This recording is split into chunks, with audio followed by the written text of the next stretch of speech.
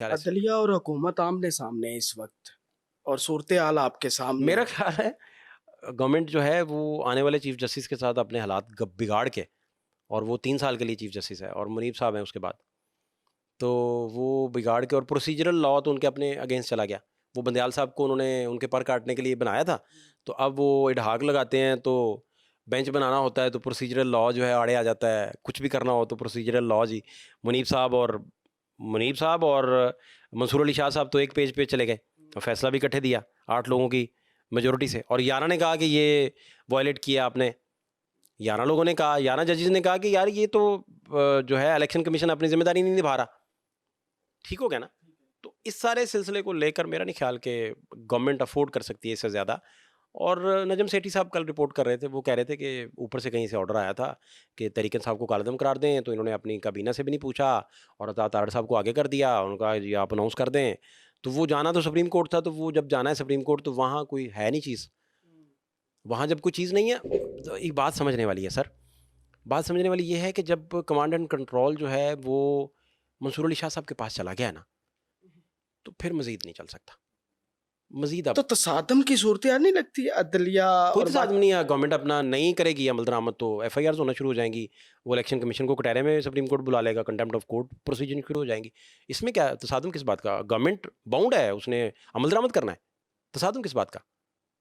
उसने तो अमल दरामद करना है। तो अगर हुकूमत भी अगर बिगड़ जाती है, नहीं, नहीं, गवर्नमेंट इतने जोगी है कि सुप्रीम कोर्ट के आगे खड़ी हो जाए? नहीं सवाल ही ऊपर पैदा से नहीं। ऑर्डर्स भी तो आ नहीं, नहीं, नहीं, सकते। नहीं, नहीं, गवर्नमेंट नहीं आ सकती। गवर्नमेंट को देखें ना, वो तो फिर सीधा शहबाज शरीफ को तलब कर सकती है supreme court. Contempt of court में घर जाएँगे। जब वो घर चले जाएँगे तो फिर क्या बनेगा?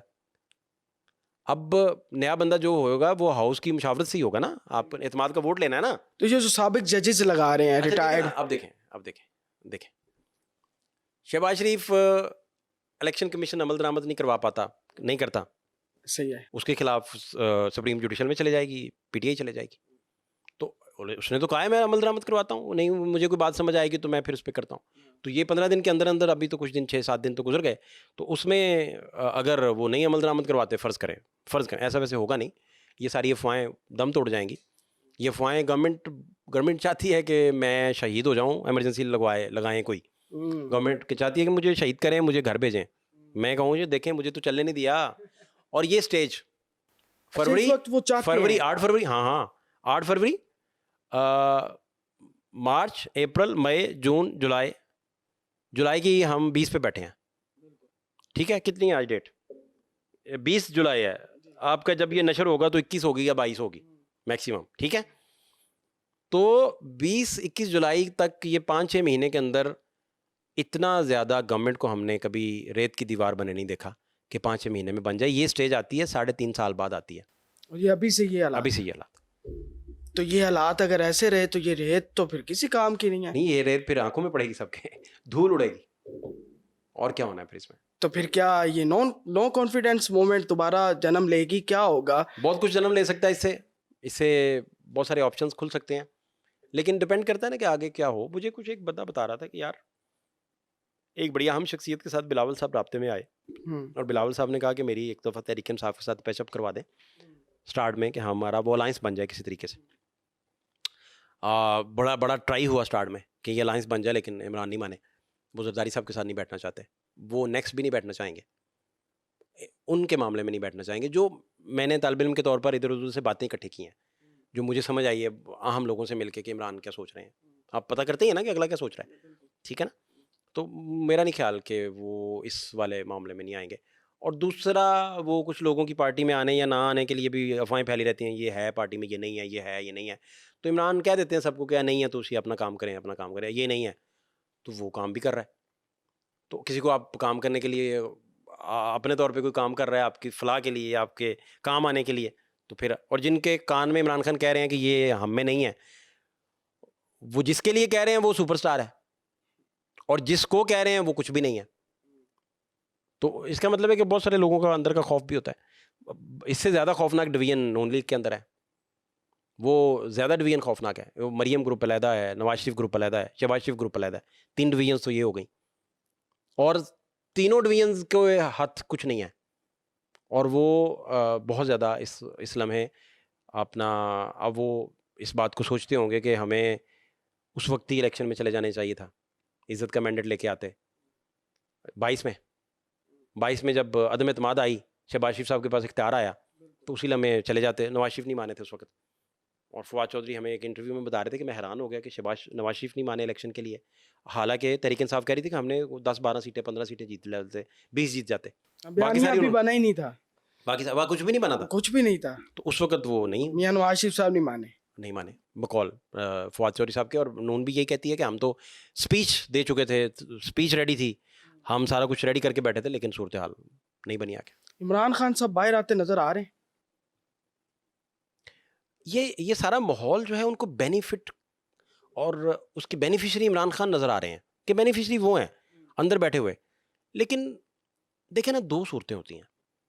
एक सूरत तो ये होती है कि इमरान के साथ अगर कोई डील चल रही है या कोई पसे पर्दा गुफ्तगू चल रही है, फ़र्ज़ करें या आपके पास कोई खबर है, फ़र्ज़ कर लें थोड़ी देर के लिए, अभी फ़र्ज़ करें, सिर्फ थोड़ी देर के लिए फ़र्ज़। अच्छा जी, फ़र्ज़ कर लें कि इमरान खान के पास कोई आपस में डील चल रही है। तो डील चलने के लिए बड़ा ज़रूरी है कि माहौल ना बदले, माहौल वही रहे ताकि किसी को ये ना पता चले कि डील चलने लगी। ये तो फ़र्ज़ हो गया, ठीक हो गया। दूसरा, बहुत सारे लोगों ने मुझे पूछा कि ये 8 जज किस चक्कर में चले गए, क्या हुआ, ये क्या? तो इन्होंने जब लेटर लिखे थे सुप्रीम कोर्ट को, तो इन्होंने कहा था कि यार हमें गोली मार दें। ये 6 जज जब काजी को मिलने गए थे, काजी साहब के घर गए थे, तो काजी साहब ने कहा था कि आपने मेरी कमर पे छुरा घोंप दिया, खत लिख के। फिर उन्होंने कहा था कि हम डरने डरने वाले नहीं हैं ना, हम पीछे हटेंगे, आप हमें गोली मार लें, जो करने कर लें। और ये 6 वो थे जो तगड़े जज थे, जो छोड़ भी दें तो उन्हें कोई फ़र्क नहीं पड़ता, बाहर से ज़्यादा कमा रहे थे एज ए लॉयर, या उनकी फर्म्स वगैरह ज़्यादा कमा रही थी। तो इंडिपेंडेंट लोग थे, जिसके पास अपना रोटी दाने हैं, वो इंडिपेंडेंट ज़रा और तरह का है। अगर भूखा बंदा खड़ा हो जाए लड़ने के लिए तो वो और तरह का भगत सिंह है, अगर तगड़ा बंदा खड़ा हो जाए तो उसका भगत सिंह और तरह का है, ठीक है ना। या राय अहमद खान खरल, जो आज़ादी का सबसे बड़ा फ्रीडम फाइटर है पूरी दुनिया में, सबसे बड़ा रजिस्टर्ड नाम है। मतलब भगत सिंह का और इनका अगर कंपैरिजन करें तो राय अहमद खान खरल साहब जो हैं वो उससे पहले भी हैं, वैसे भी राय साहब तो बहुत पहले गए, भगत सिंह साहब तो वो तो अब है, लेकिन फ्रीडम फाइटर्स की बात हो रही है। फ्रीडम फाइटर पहले बात की नहीं, वो तो राय साहब अगर बाद में भी आते तो बड़े ही होते। तो मैं ये कहना चाह रहा हूँ। तो भाईजान बात सिंपल ये है कि इस सारे मामले में, इस सारे माहौल में वो बेनिफिशरी ज़रूर हैं। और जजेस आप देखें ना, नीलम साहिबा कल अड़ गई हैं, उनका ट्रिब्यूनल मैं नहीं चेंज करती, वही रहेंगे।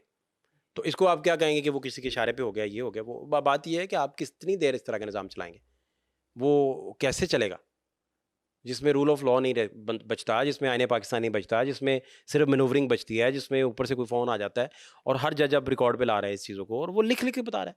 अब मैं और आप जो बातें कर रहे हैं ये कोई नई तो नहीं है, ये तो रोज़ पाकिस्तान में हो रही हैं, डेली की बुनियाद पे हो रही हैं। लेकिन फिर भी इसके बावजूद भी किसी इमरजेंसी का कोई ख़तरा नहीं है।